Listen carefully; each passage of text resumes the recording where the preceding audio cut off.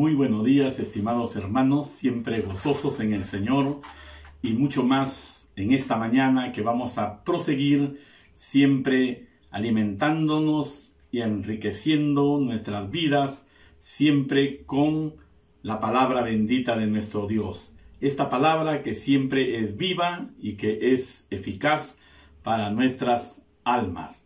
Vamos a ir por ello a la primera carta de Pedro, capítulo 1, versículo 3, 4 y 5. Dice así la palabra del Señor.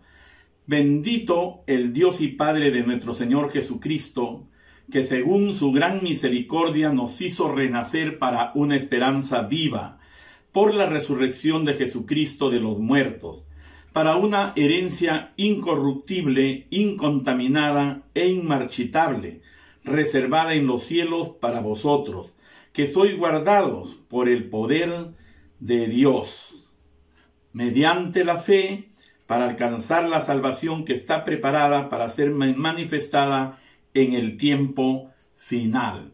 Amados hermanos, este pasaje es un pasaje también muy interesante para seguir enriqueciendo nuestras almas, porque es una carta que escribió Pedro para todos los creyentes, para todos los llamados hijos de Dios, y empieza con algunas razones suficientes para adorar al Señor, alabando y glorificando su nombre.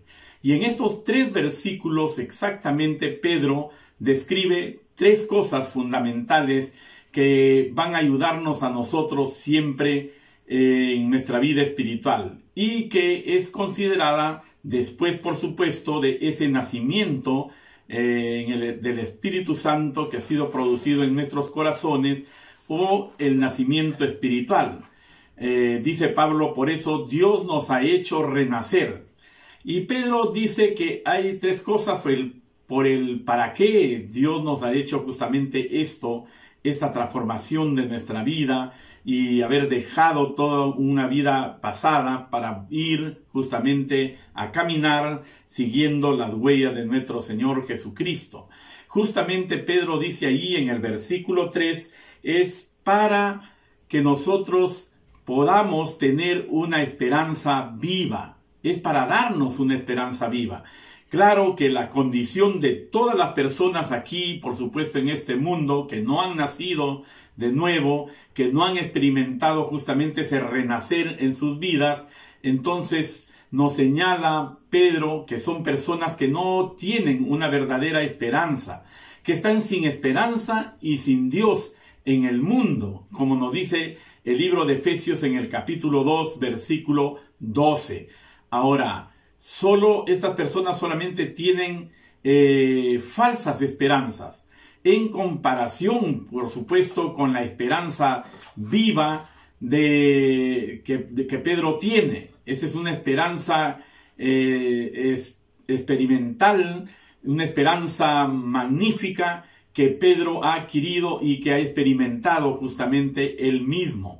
Pues porque Cristo fue declarado Hijo de Dios con poder según el Espíritu de Santidad por su resurrección, como nos señala en el libro de Romanos 1, verso 4, quiere decir entonces Pedro que él está basando su esperanza en un Cristo plenamente vivo. Y es por eso que su salvación, y también por supuesto la nuestra, está garantizada.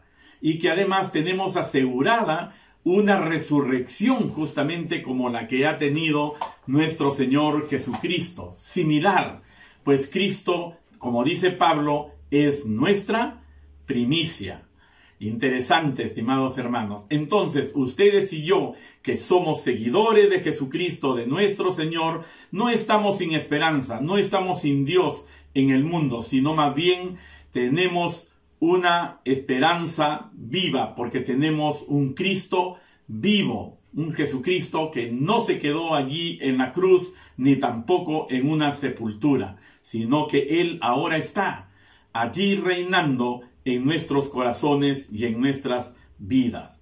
Número 2, Pedro señala que también hemos sido renacidos para darnos pues una herencia indestructible, como nos señala aquí el versículo 4, señalando algunas aseveraciones muy importantes. Pero fíjense, Pedro era hijo, por supuesto, de un modesto pescador, y así que su herencia que le correspondía a él hubiese sido sumamente pequeña.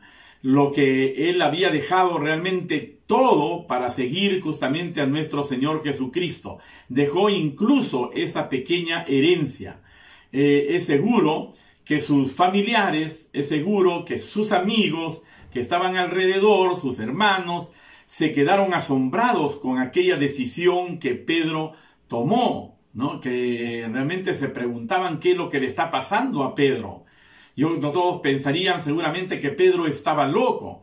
Es también seguro porque que señalaban estas cosas la gente. Pero Pedro se había dado cuenta que más bien le esperaba a él una herencia incomparable, una herencia maravillosa, ¿no? La gente aquí en el mundo piensa, y bueno, ¿y qué te deparará el futuro? Guarda para el futuro, cuida para el futuro, está bien. Pero, sin embargo, Pedro se dio cuenta que tenía una mejor herencia, una herencia incorruptible que no se descompone. Y así que esto era muy importante para que él supiera que nunca se acaba, que es inmarchitable, señala justamente Pedro. Y prácticamente esta herencia es el cielo mismo, un lugar tal que no se puede describir porque es inmensamente bello, ¿no? Y se han dado cuenta ustedes, estimados hermanos y hermanas y amigos, que nosotros somos solamente personas que perecemos y que estamos entre cosas que realmente perecen, que terminan, que se acaban. Pero en Cristo Jesús, cuando hemos nacido de nuevo, entonces ya no perecemos, ni tampoco nuestra herencia, porque es incorruptible, inmarchitable. Nunca perece justamente esta herencia que tenemos. Es una herencia maravillosa y esa herencia es justamente un lugar maravilloso llamado cielo.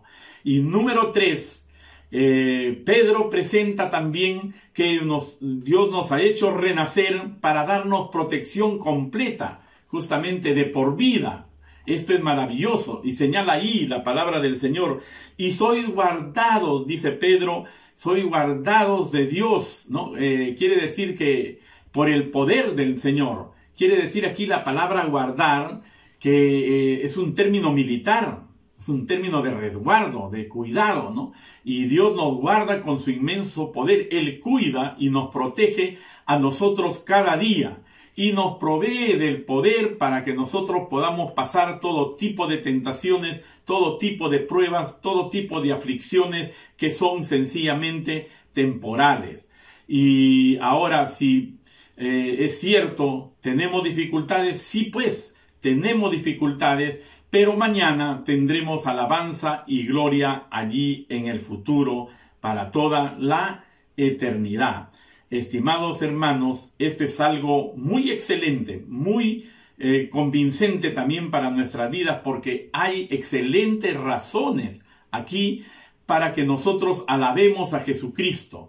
¿Por qué? Porque Él es nuestra esperanza viva.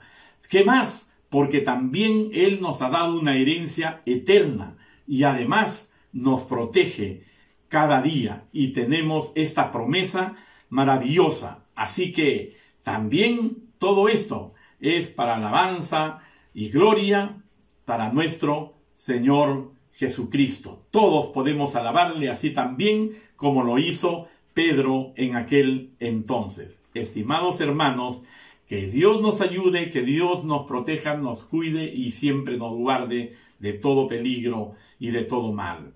Estimados hermanos, tenemos cosas maravillosas que Dios nos ha provisto.